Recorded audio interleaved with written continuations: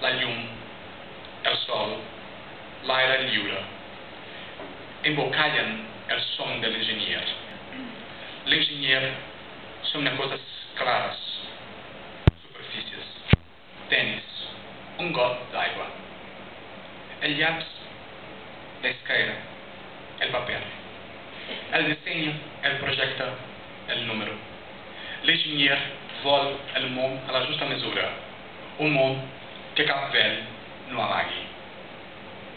Hi havia tardes que pujaven a l'edifici, a la ciutat diària, com un periòdic que tothom llegia.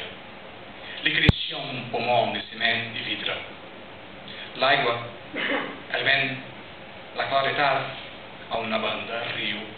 A dalt, els núvols, plantaven l'edifici i la natura, i creixia amb aquestes forces simples, que és traducció de Cinta Nassib Bonet.